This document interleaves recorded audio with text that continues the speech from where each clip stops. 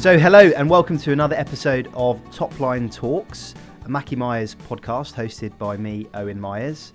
And for those of you that missed our first episode of the second series, I'm no longer joined by my business partner and co-host Jenna Mackie, but today I'm delighted to be joined by Ollie Heatherton, head of our interim practice. Pleasure to be here. So aim of the podcast is to bring inspiring stories and insights from C-suite across multiple markets, where we're going to talk about their careers, how they got to where they are, a little bit more insight into their job, their sector, their organisation, and more broadly talking about leading through change. Today we're delighted to be joined by Ben Clarkson, who is CFOO at Parkinson UK. It's been in the post, I believe, around 6 months now. 8 now. 8 months, so there we go. And has got a really interesting story to tell, both about his career and also, you know, what he's looking to do at Parkinson's. So, Ben, thank you very much for joining us. Well, thanks for having me. It's great to be here. Good. Well, looking forward to a good conversation. Mm-hmm. So, obviously, I've just given a very top-level overview, but do you want to give us a little bit about your backstory and how you got to where you are now? Yeah, okay, let's go for it. I mean, well done for getting the job title right. I mean, that's the first thing. Yeah, so Chief Finance and Operating Officer at Parkinson's UK now. I've been in the charity sector for 12 years now, nearly 13. So started off at Macmillan Cancer Support, and then after sort of 5 years or so there, where I was head of financial operations, I had a couple of years at a much smaller charity called the London Community Foundation. Very, very different kind of grant maker. Operating in the kind of grassroots space. And then after a couple of years there, moved to what was then ASMA UK, and 6 weeks after getting the job was told that they might be about to merge with the British Lung Foundation. So I've spent the last 5 years really kind of going through that journey, bringing those two charities together, modernising at the same time as kind of doing all the post-merger integration. And it's now ASMA and Lung UK, so it's kind of rebranded, got a single name. And so after kind of 5 years there, I felt it was time for a fresh challenge, and find myself very much with a fresh challenge at Parkinson's UK. And my grandfather had Parkinson's, so there was a kind of a personal call that was kind of I can't quite ignore this, and you know I just saw the opportunity to kind of really take a fantastic organisation and kind of apply some of the things that I've done elsewhere to kind of get it into an even better state. Before that, I was actually in the public sector. I was an auditor, but don't hold it against me. And why the charity sector? You know, sometimes you just fall into it and you sort of get going, but it feels like potentially that was more of a conscious choice from your point of view. Why has the charity and not-for-profit market been a sort of destination for you? Yeah, it's a question that I think I've always had a clear idea in my head that what I wanted to do was something that had a kind of public benefit, or, you know, for the greater good. I describe myself sometimes as an accidental accountant. I didn't intend to become an accountant. I had a history degree. Wasn't quite sure what I was going to do with it. But I knew I wanted to do something kind of public spirited. And that's sort of what got me into then a graduate scheme with what was the Audit Commission. So it doesn't exist anymore. It was abolished by the coalition government. Yeah. But it was the public sector audit body for hospitals, local government, fire, police, and all those things. And it was a great grounding because, you know, you get paid to train, essentially. It's a training contract. So was kind of studying my CFOO studies alongside kind of working as an auditor. And in hindsight, probably that decision of the government to abolish it was probably the best thing that could have happened to me because, you know, very practically, there was a sort of bit of an exodus of talent. You know, there were kind of all the people who were recently qualified thought, well, I'll pick my own destiny. I'll choose where I'm going to go. So I sort of got caught up in the updraft and, you know, found myself running audits much earlier than I would have otherwise been on that program. So it was kind of a bit of a career boost in a way. But it also helped because it made me kind of really think about what I wanted to do. And I thought, you know what, I don't really want to, nothing against the private sector, but I don't really want to go and be a private sector auditor. I want to stay in the kind of public realm, and started looking at charities, and then felt actually just, you know what, it's cause that motivates me. It's the sort of feeling of having a purpose. You know, if you work in a finance job in a charity, okay, you're not on the front line, you're not on the helpline, you're not giving advice, you're not supporting people, but the stuff you do enables all of that to happen. And I think that sort of guiding thought has then built the career after that. Yeah, no, very good. Yeah. Well, you're a better man than me. I think when I was looking I did a history degree myself. And yes, of course. Yeah. When I was looking at grad schemes, I think I went on audit commission. Okay, practice numerical reasoning, and halfway through I was like, this isn't for me. Yes, numbers are dates. Numbers are dates. So, so tell us a little bit more about, I guess, Parkinson's UK more broadly. Where are they as an organisation? On their mission, and then I guess we can get into a little bit more about the day job and what you're looking to do. Yeah, absolutely. Well, Parkinson's UK is kind of the biggest Parkinson's charity in the country. There's a couple of smaller ones as well, but we are that kind of classic health charity model where we kind of achieve our mission through a combination of direct support to people in different ways, research. We fund a lot of groundbreaking research, and also advocacy and campaigning and those kind of activities too. And all of that, of course, is underpinned by a fantastic fundraising machine. We are supported by our donors. We don't really have any public funding, and support functions like mine. So my operations team cover most of the kind of back office, for want of a better word, support functions. The charity dates back actually to the late 60s and was originally founded as a kind of network of local support groups. And these support groups still exist, so that is the kind of core, the bread and butter of Parkinson's UK, and the kind of national charity came much later, and the last kind of 15, 20 years have been a big growth period for the charity. It's hugely grown in terms of income, profile, head count, all those things, and a lot of that dates back to kind of 15 or so years ago. It decided to kind of drop the sort of old-fashioned former name of Parkinson's Disease Society in the UK, and like a lot of charities felt that was a bit clunky. Became Parkinson's UK, new brand, and it really rocketed from there. Yeah. So all of that's me doing my history, of course, but all of that's relevant to kind of where we find ourselves, because I think what I felt when I was coming in, and why I thought, God, I've got to go and work here, this is great, is it's a fantastic organisation achieving brilliant things, but so much of it is done despite not necessarily having the infrastructure you might expect for a charity of that size. And there are things that we can and should do better for our beneficiaries, and some of the key to that is actually getting that infrastructure right, processes, systems, all of those sorts of things, yes. And I, having spent 5 years kind of going through a process of integrating two charities and implementing pretty much everything that needed every system there we had to do something with. I kind of thought, you know what, this is an opportunity to take something that's pretty amazing, but actually then just unleash it further. Yeah. And that's what sold it to me. Yeah, very good. And so my understanding is there's still no cure. Do you have a sense as to how far they think they are away from having something that's akin to a cure, maybe not a full... That's the killer question. Yeah. And I'll start by saying we still don't know what causes Parkinson's. Yeah. There are...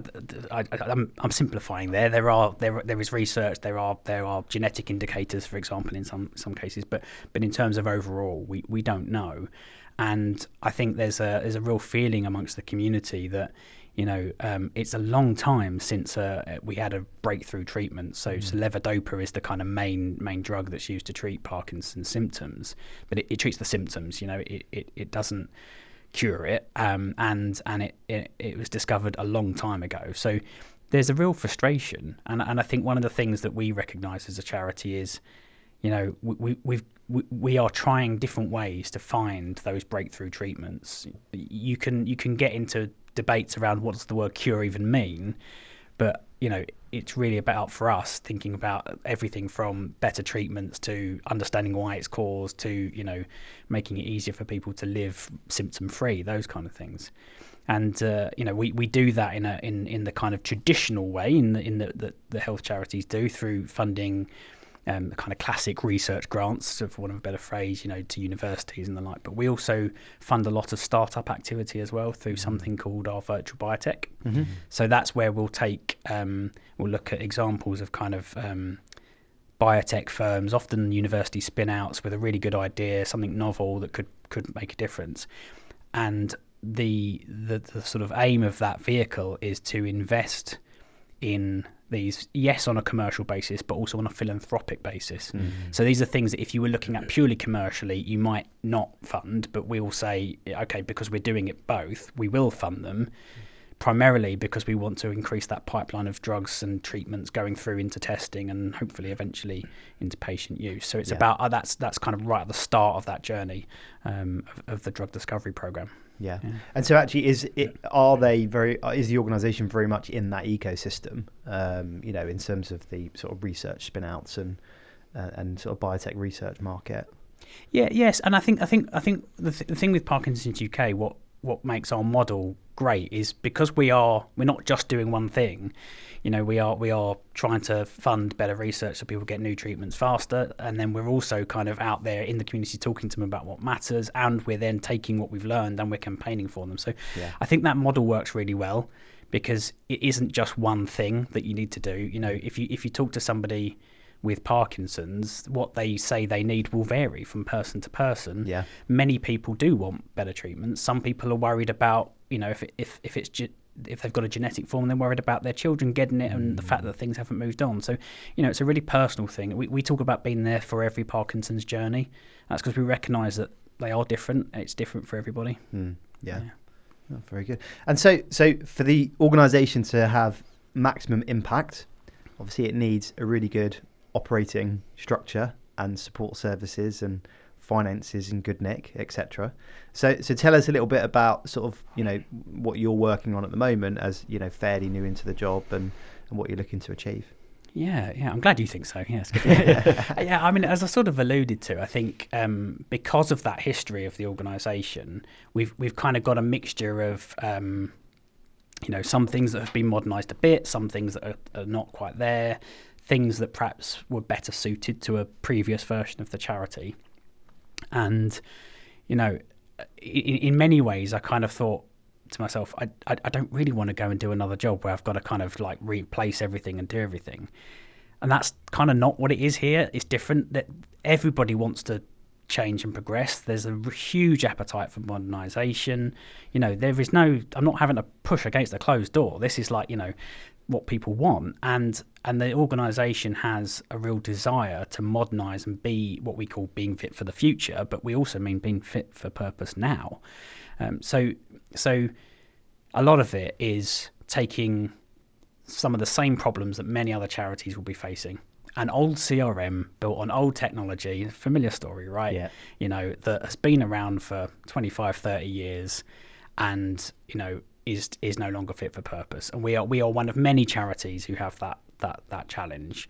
But we've also got kind of pockets of other bits and pieces, some of which have been done in the last sort of 5-10 years, some of which haven't been touched for a long time, that go with it. And one of the things I could see coming in was because there's a lot to do, it can be a bit overwhelming.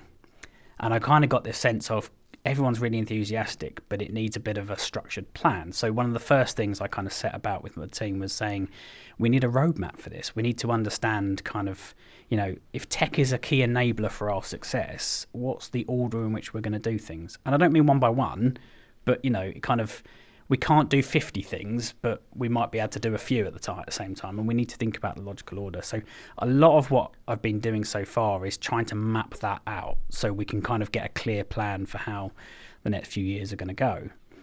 At the same time, I could see I've inherited a team that has lots of really talented people, but it's fair to say for historical reasons, they hadn't really been in one team before. So they'd been in different directorates, teams have moved around, and structurally, there's kind of lots of things that have been done in isolation, and all for good reasons. People making the best decisions they could at that time with the information they had.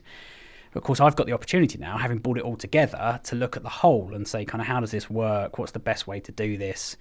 How should we be operating? What does an organisation like this need? From a support service, and how can we do our bit to enable the rest of the organisation to achieve that mission, to really be there for every Parkinson's journey? And so this is, I mean, dare I say, the second time you're doing something akin to this, I guess, based on your prior experience.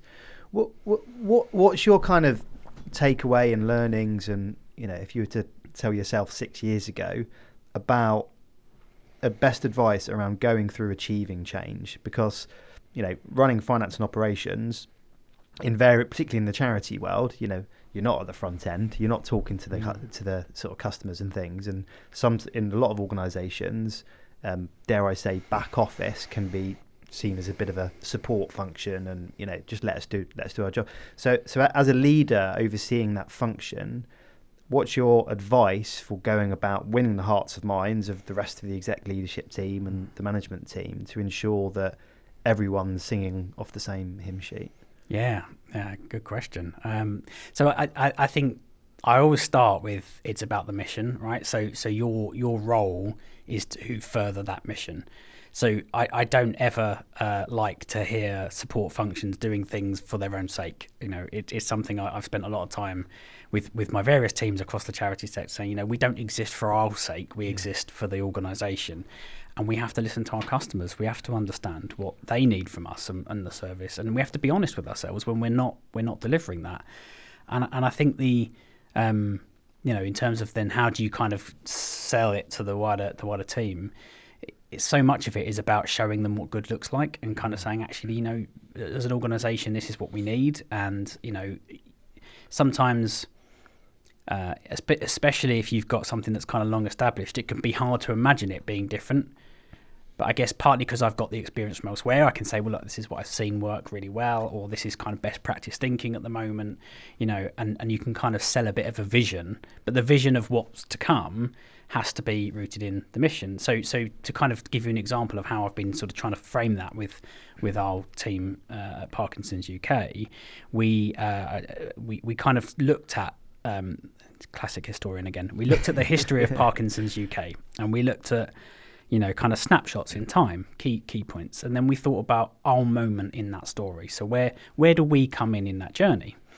And actually, I think that there's a real recognition and an appetite for this, that the next few years are the bit where we sort out all these things we can see. I didn't have to walk in and discover all this stuff. Everybody in my team would say, okay, I think this needs to be fixed, that needs to be done. So, I'm not coming in and having to diagnose it. I'm coming in and helping design and navigate how we get there.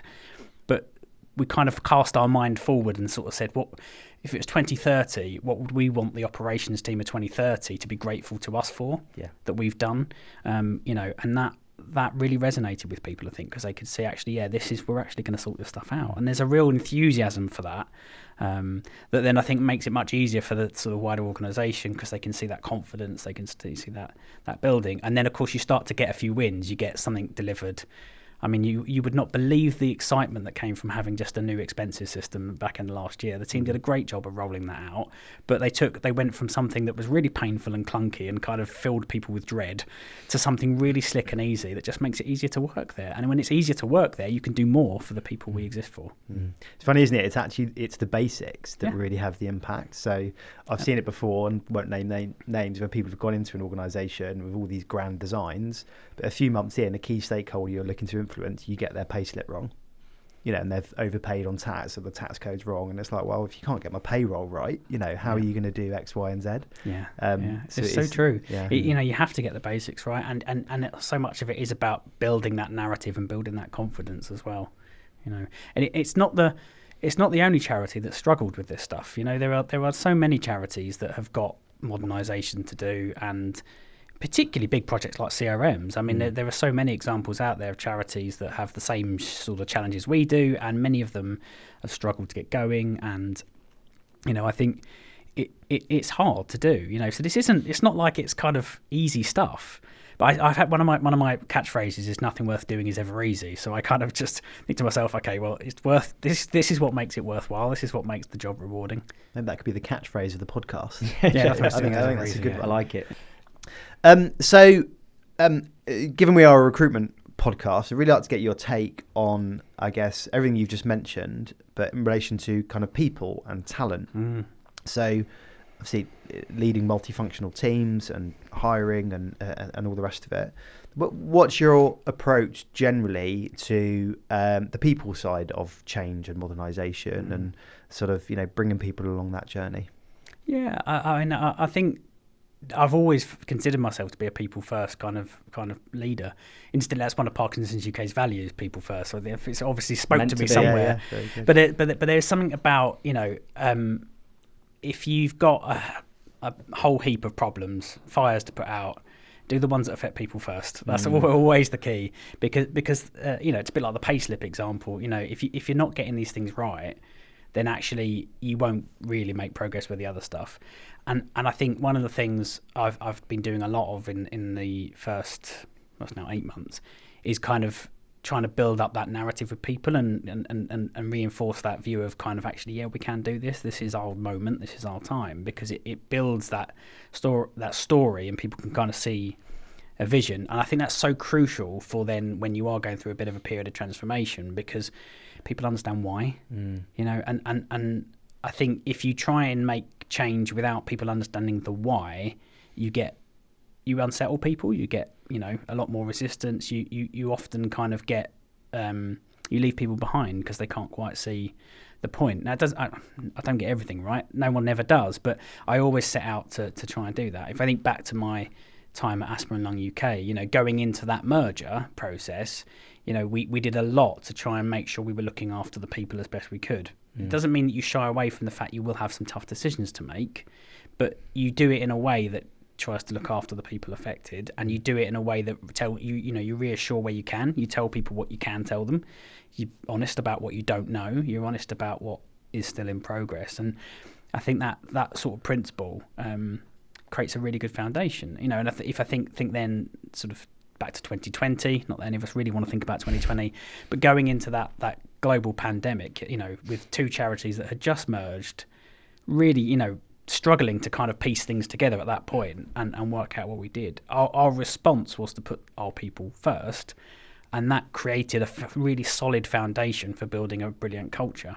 So I think you have to do it in that way. And I suppose that comes to, when you think about talent and kind of how you bring people through. I've always had this philosophy of, you want to be spotting talent, helping people to progress through.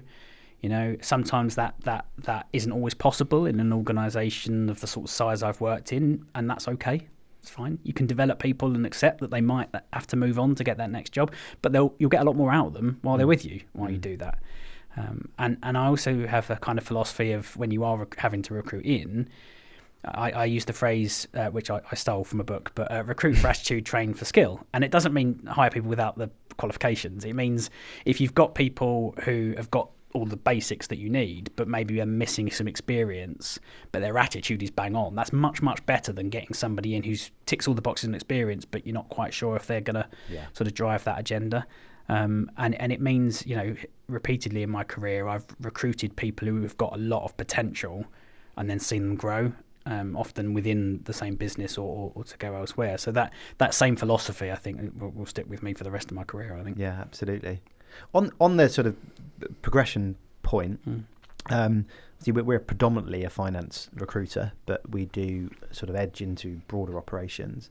A lot of people in the finance world that are progressing through their career, getting into more senior leadership, sometimes considering the concept of taking on more than finance, which obviously you've now been doing for quite a long period of time. Be interesting if you could maybe share some learns from your journey of going from a solely finance focused operator to taking on a broader portfolio of operations, and what you found the differences were, and sort of again any sort of advice you'd give to yourself back in the day when you were first doing it. I'll start by saying I think this is really, really crude, but there's kind of broadly two types of people in my role. There are people who are really finance professionals through and through, but who recognise that to perhaps progress they need that broader remit, and so tactically start to think about things like that. And then there are people, and I put myself in this camp, who probably actually are more generalists, who start to broaden out because they think, actually, I don't want to just do finance, and then they think, well, this is actually quite good, I enjoy doing that, and then you kind of build a career that way.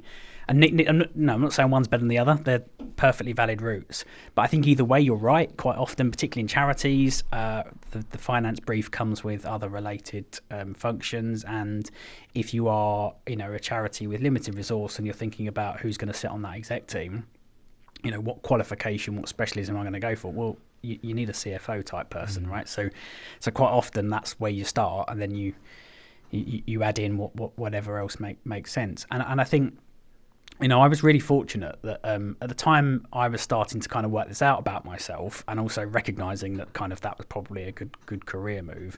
This was when I was back at Macmillan Cancer Supports, where I first met Ollie. So we've known each other a long time. We're very old, and I think back then working in a big organisation opened up a few opportunities for me. So.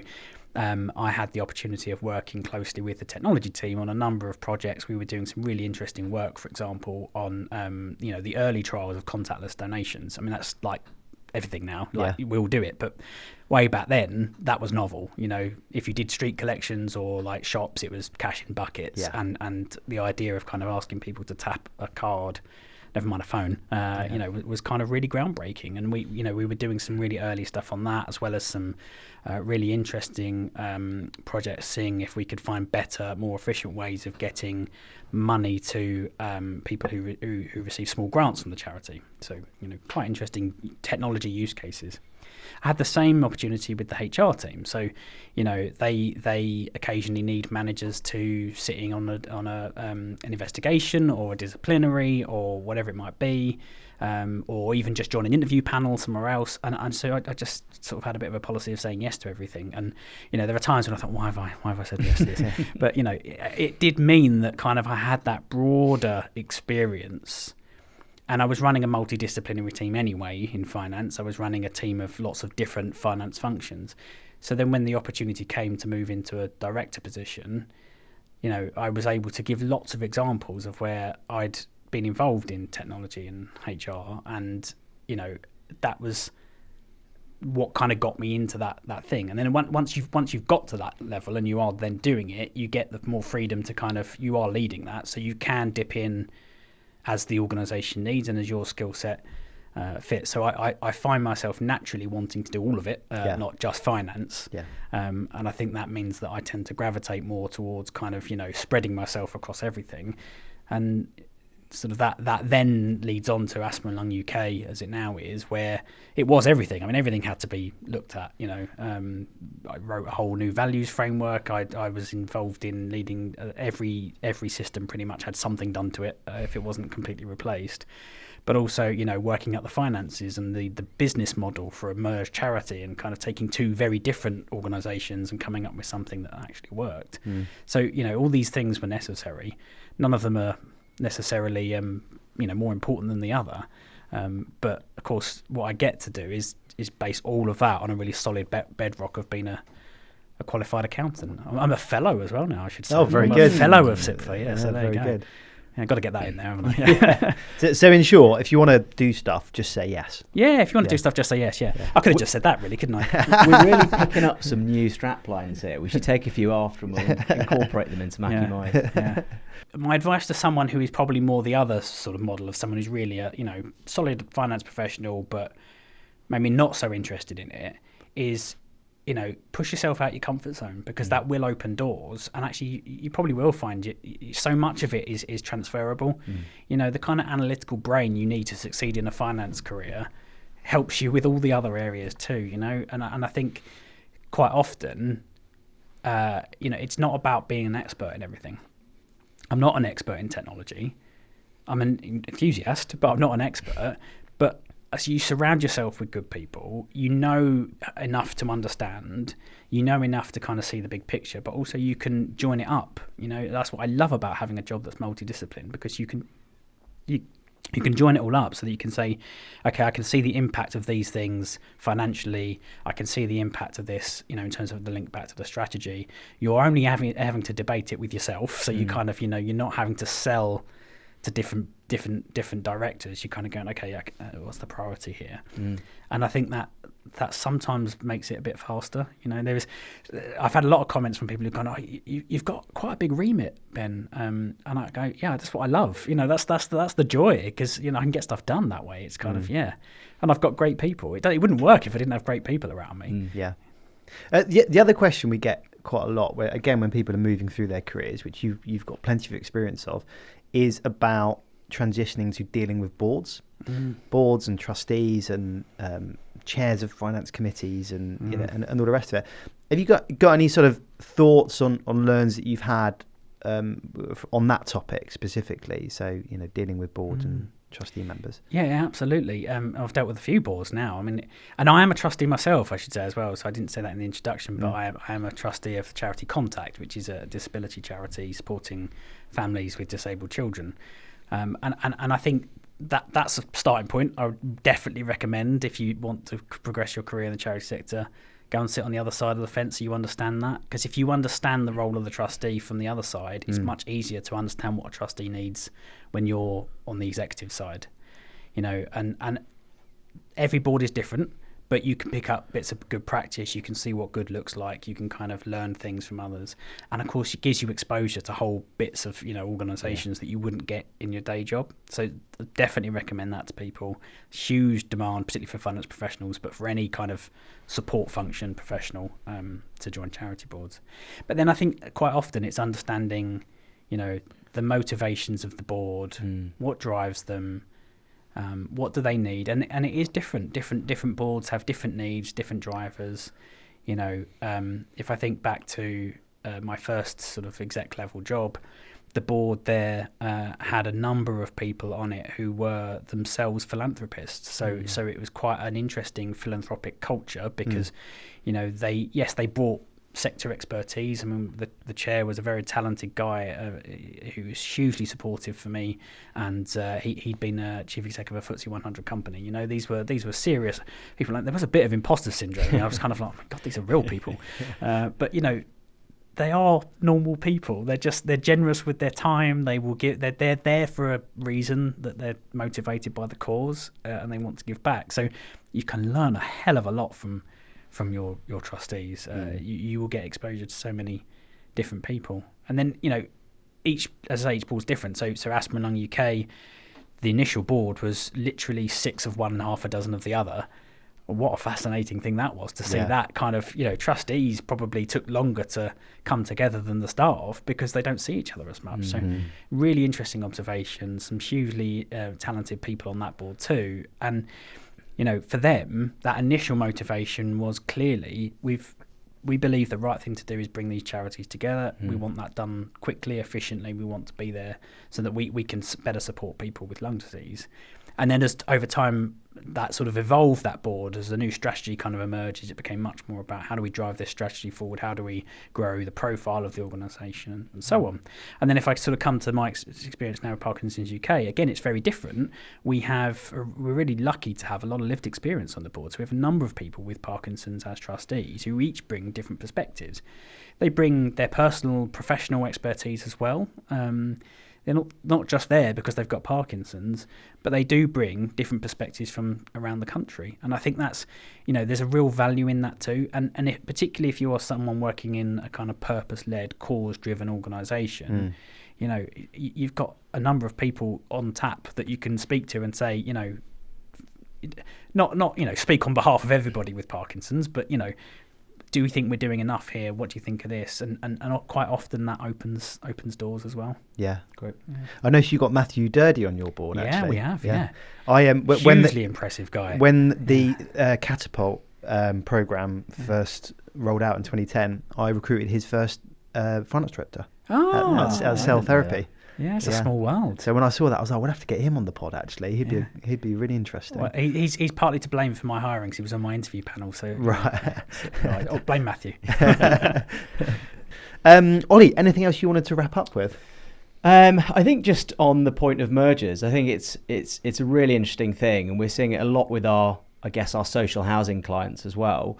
What do you think the future of mergers in the sector is? Do you think there's going to be a kind of a speed up in the volume of mergers, or do you think there's a couple of challenges ahead in terms of getting two parties to come together and agree on things? Yeah, it's an interesting one. I, like a lot of people, expected there to be a lot more mergers post-COVID.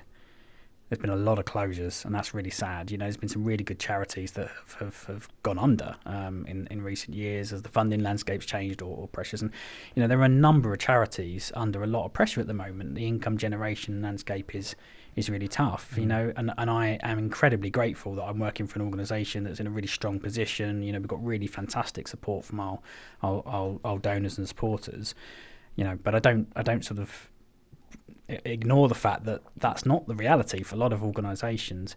So I naturally thought, there'd be more mergers, and I would probably say I'm a bit of an evangelist for charity mergers, having been through one that was pretty successful. I mean, I would say that, but I do think it was. But I think quite often what gets in the way is we sometimes as a sector get slightly too hung up on the things we do that are different or specialist and make us set us apart from obvious partners. And I think that can be quite hard to let go of that. There are examples of charities that have explored mergers and it hasn't quite worked, and there'll be reasons sometimes that are technical or whatever, but quite often it is the trustees or the executive or in other interested parties feel maybe their identity is going to be lost and all this, and that was a real concern for trustees ahead of the merger I was involved in, particularly if you think about it from the perspective of the Asthma UK trustees and their kind of community of support. They were concerned that going from a single condition charity into a multi-condition charity, that there wouldn't be as much of a focus on asthma, that it would get lost somehow and kind of drowned out.